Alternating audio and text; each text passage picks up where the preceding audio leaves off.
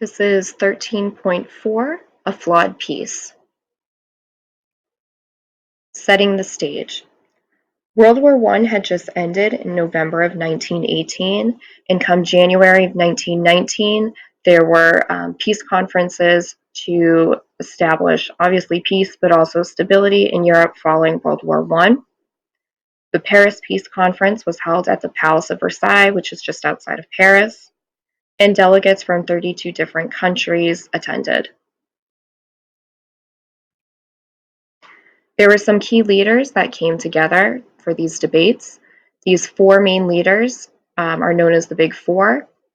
We're looking at individuals from the United States, France, Great Britain, and Italy. The one that we're going to be focusing on is President Woodrow Wilson from the United States. It's also worth noting that Russia did not attend the peace conferences due to civil unrest, and Germany and her allies were not invited. President Wilson proposed peace through the 14 points. His 14 points outlined lasting world peace. It called for free trade, the end to secret alliances, as well as military buildups. He promotes this idea of self-determination, which is the right of the people to govern their own nations. And he envisioned international peacekeeping body to settle world disputes.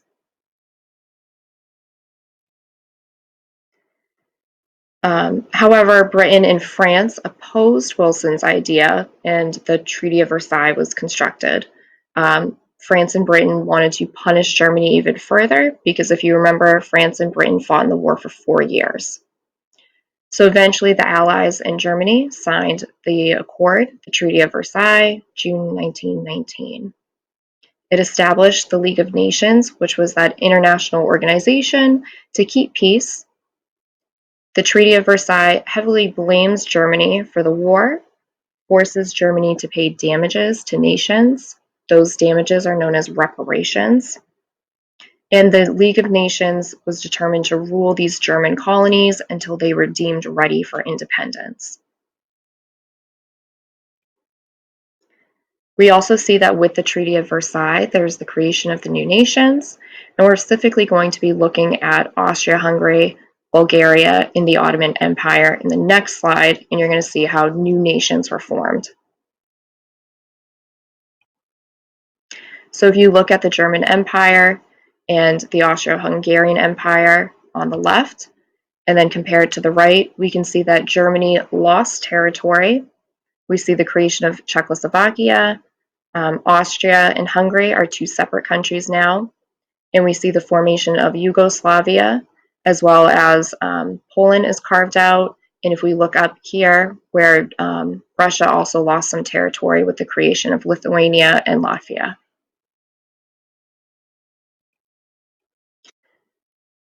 The outcomes for the Treaty of Versailles. It creates tension and bitterness on both sides, especially for the German people who felt betrayed after taking the blame for the war.